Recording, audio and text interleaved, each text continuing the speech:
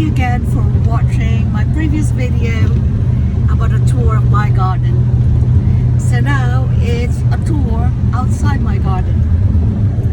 And as I explained to you, that my garden is only 4 months old, and I have garnered plenty of old planters in order to make it look old. And of course, the plants that I have planted there, they were from the sale rack of Lowe's and Home Depot. I would go to the marketplace, on Facebook Marketplace, and I would get something from there, and just water them. So I do not use any fertilizer. As I have mentioned before, I compose a lot. So when I clean my veggies, my fruits, and even when I clean the fish that I eat, I compose everything. So where am I going now? With my friend Mark, we are going to pick up 2 old planters again. Well, this one, they're not antique, but they look very antique-like. So,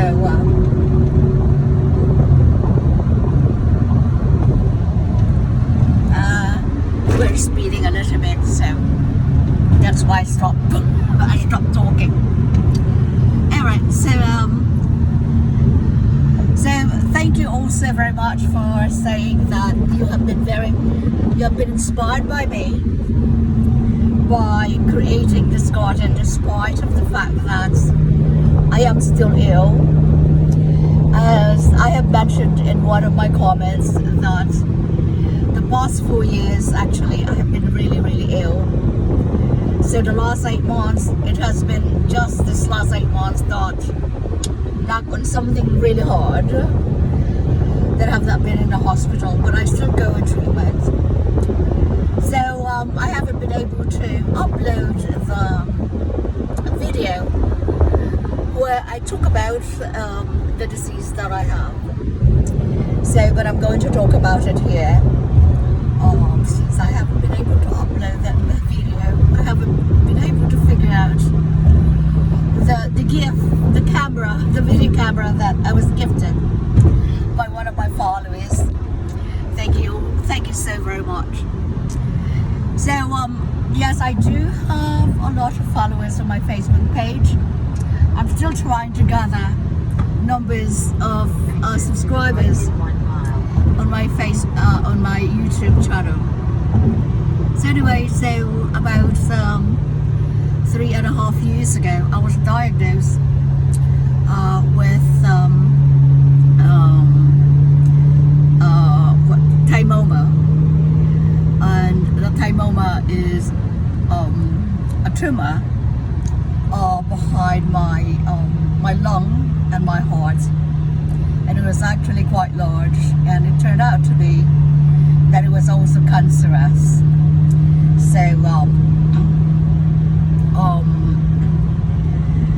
So I was counseled by my primary physician then that I was actually in a very serious condition.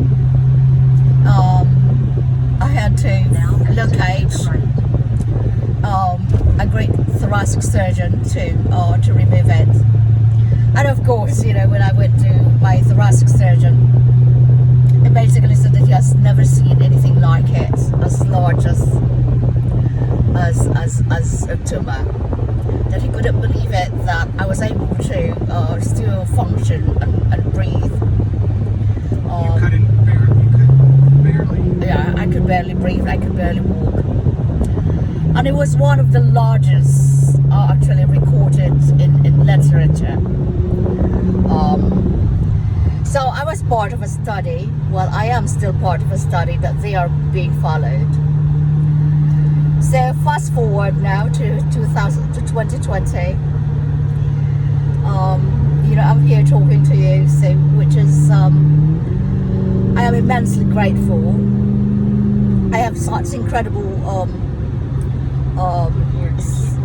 moral and social support. You know, my friend Mark right here has been there since the beginning. And yes, he is my rock, and he's been there day and night. And he can tell you that, and Gloria too. Gloria is my caretaker and also one of my best bud.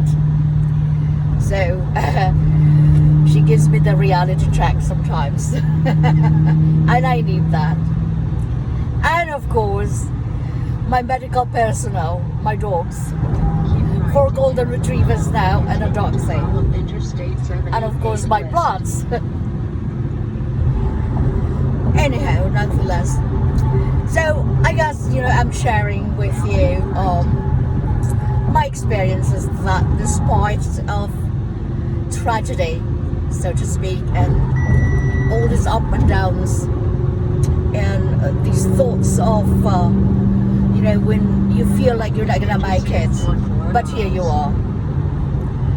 So gardening has always been one of my passions. I think in my past life I was a farmer. I always tried to be a farmer, but you know, I was extremely allergic to grass, so I couldn't even go to the field. So I actually follow all these videos. Whilst I was in the hospital, I was watching these videos from YouTube from all over the world. One of them is Lisiki from China. I learned how to speak Chinese whilst I was in the hospital because I wanted to know what was going on, because there was no subtitle. And then this lady from Vietnam, or no, Cambodia, so she does cooking, so I learned all my cooking from there. And now I'm following this group from the Philippines, Harabas. This group of young men, like, they go and do fishing, catch and cook, and just incredible camaraderie, and also the family values, and just the culture that I adore about the Philippines. You know, it's there. It's nothing fancy, but it's just simplistic way of living. It's that simplicity, and also that respect, and just pure fun and love without any of the fancy trimmings of life. And they're happy. So I watch those, and those are the things that that I enjoy immensely. So you see, I have lived I would say a most privileged life. So I was sheltered, and even though I have lived in farms, you know, I did not really go to the farm, and I did not do farming for a living. In other words, I just went over there just for the heck of it. And however, even though, with that said though, my father and my grandpapa, they taught me a lot of things about farming and planting, and basically basic survival. So don't let this make up for you. I can actually survive in the wild. So yeah, I would go to the forest, and my dad just to teach me what not to eat and what not to touch and what to eat. So it was so I'm very grateful for my parents that they were able to teach me that, because most of my life I have lived in big cities. So I have all the convenience. So my idea of gardening is basically going to the supermarket and buying the vegetables. So that was my idea of gardening in the past. So oh my goodness, I'm talking so much. So you know, so I think I was really sick, and I still am. You know, I used to dream of these simple things in life that, you know, I appreciate more, the much more simpler things, the much simpler things in life. I don't want any, like on my birthday, I don't want anything. You know, I actually gave myself a birthday party. And I don't want anything anymore. You know, I think I have amassed a lot of material things in my short life. And what is more important to me now is practically the companionship. You know, the time that I spend with my friends and family and those people of whom I care about. You know, their time I appreciate so much when they come and spend that time with me, because that is most precious. That is something that they could never get back, you know, that time that they spend with you. So, and I always see beauty in that, even in the most chaotic time of life. I always see the beauty of life. Yes, I get very angry. Like right now, you know, I have this sense of anger. Like I get really, really angry, and I clench my fists when I get really angry, and I tend to not talk to people when I'm angry, because I don't want them to get my wrath. So, however, I talk myself to calm, you know, to calmness. I do meditate, even though sometimes it's not enough, and Mark can tell you that, because right now it's like I'm still get really frustrated. So hello Mark. So you know what, and I do appreciate so much when I get all these comments that I have inspired many of you to you know, to basically follow suit with what I have done. One thing that I don't like, see that? My white hair. I see a couple. Alright, so this is an edited version of my of my video. You know, I have been doing video. I have had that YouTube since 2005. I have had my YouTube channel. I never really, you know, it was only just basically to store my videos that I have done, but I have kept a lot of them in private. So, and most recently I have actually closed off the videos. Will's trying to recuperate from this the videos that I was singing. Yes, I could sing. I used to sing, and I was really frustrated, you know, losing the ability to sing. But then I said, you know, that is just a minor things to lose, to exchange for the life that I have now. Because if hadn't been for that surgery that they have done, like around my neck, as you can see, I don't know if I would be here talking to you guys. What about the lung surgery? What about the open lung surgery? Yes. First, I didn't hear you mention that. So anyway, alright, so going back now to the open lung surgery, that was in 2018. And when I was counseled, I really thought that I was not going to come back. I had prepared everything, because the surgeon was very honest with me, and he said, I'm not going to sugarcoat this. I said, yes, I believe in my ability as a surgeon, but for something extraordinary like this, your condition, it is a very difficult surgery. So I had 40% chances of surviving that. but as you can see, I survived it, thank God. My mother was there, and I felt terrible for my mother because she was very weak, and thank God Mark was there to comfort my mother because she couldn't handle it.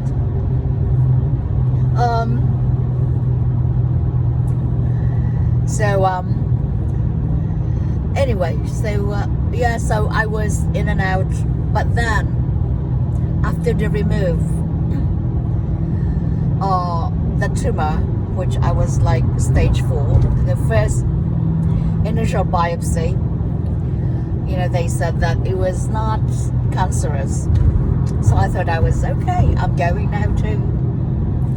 Because the cancer was protected in the capsule within the tumor. So, but however, the cancer was encapsulated, so it did not spread all over. So it was encapsulated in that big tumor. It was actually highly cancerous inside. It was, I had those lumps, basically it was a village of their own. And yes, that was very tough. And also on top of that, I had this myasthenia gravis. Myasthenia gravis is an autoimmune disease that affects your voluntary muscles. So it affects my tongue, the muscles in my breathing, and then paralyzes droopy eyes, paralyzes my face, and eventually my whole body. I'll be able to move my whole body. So my first crisis was like a month after my surgery, and then it was on and off the hospital since then. They couldn't figure out, on top of the chemo, where I lost all my hair, and keep left in half a mile and then keep right. Everything, including, I used to have nice lashes. My hair came back, but my lashes did not come back. So thank goodness for fake lashes. And yes, my long lashes did not come back. Anyhow, so it was very difficult. It was very difficult. Every 6 weeks I was in the hospital. They couldn't figure out what was going on. I was in life support, intubated, so I know a little too much about. Now keep right. Follow the interstate for 4 miles. Sorry guys for stopping. I was just like looking because we were merging, we were exiting. So anyhow,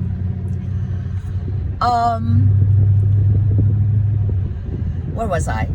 All right, so I was in and out of the hospital since then, and they couldn't figure out why I was having so much so many crises coming,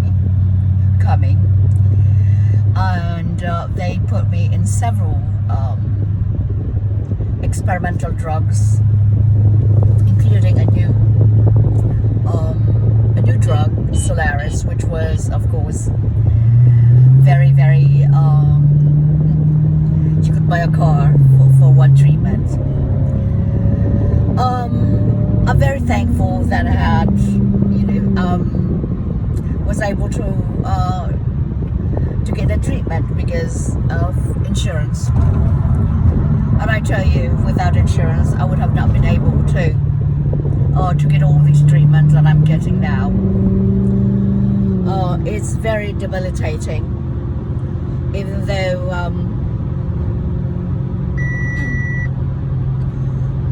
I can't. I'm sorry, I'm getting emotional just talking about it, because I have had to choose now between career and life, living. So I wanted so much to go back to practicing, being a public health doctor, but unfortunately, since I specialize in infectious disease, and having this incurable and can be a deadly disease, it's not feasible for me to be traveling to, to countries now that I would love to go as an epidemiologist.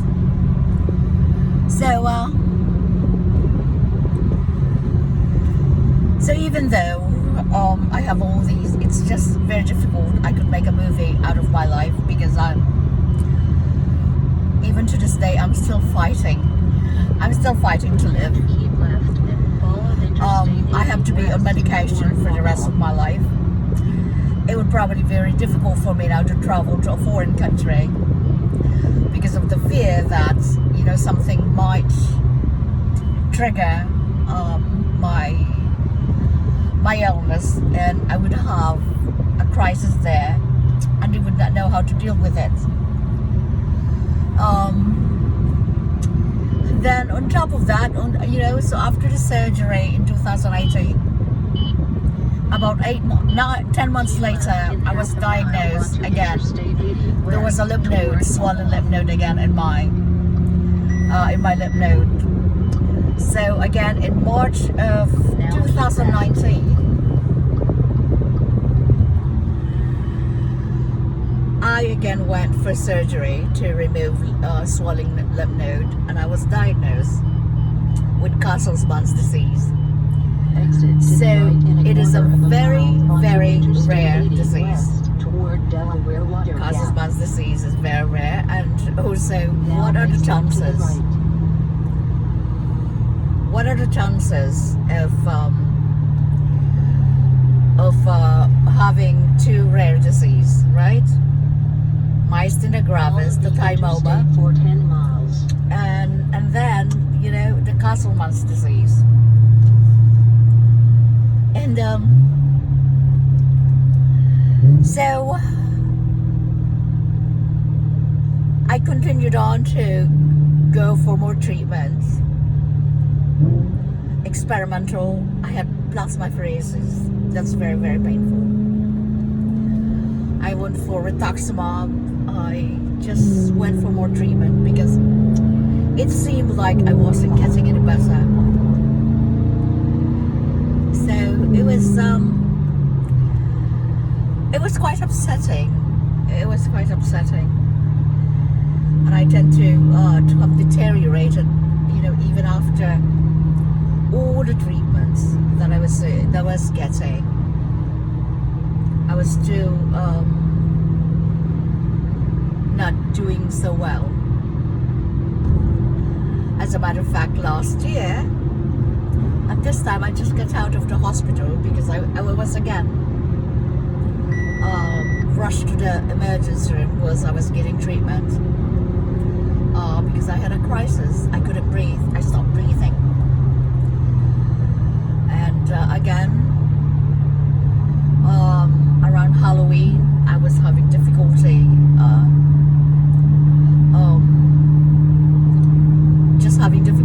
again, struggling.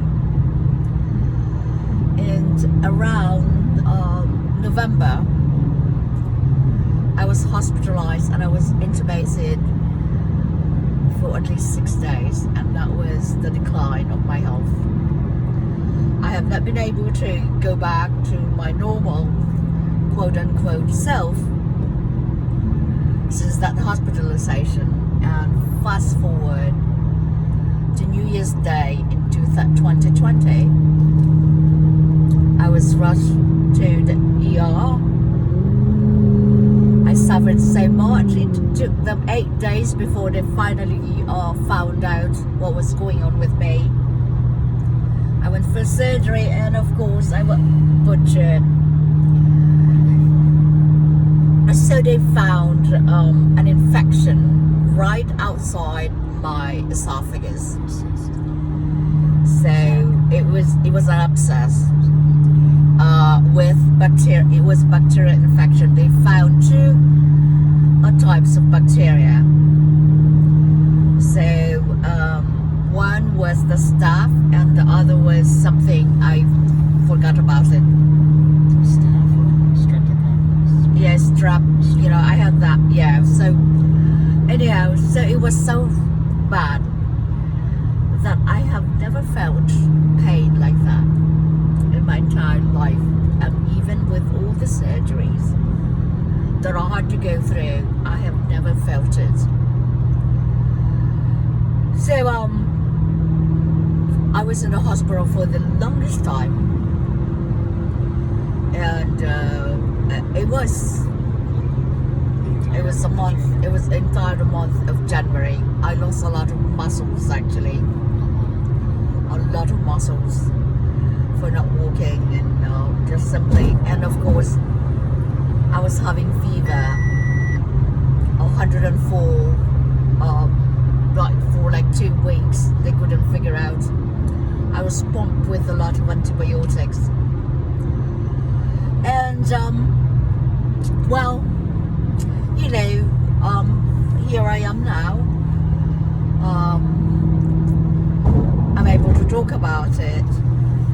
But in April, and of course, you know, the pandemic came, and in April I started to lose my hair,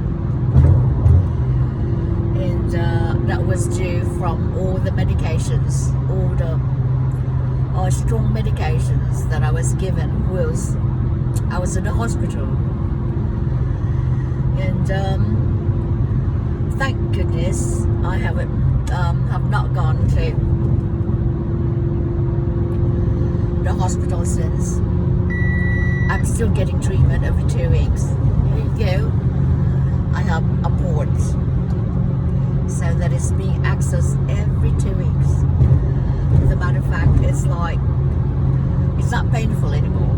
It's better than getting poke on my arm, because I could not see my arms before when I was in the hospital. It was black and blue. I was black and blue. So anyway,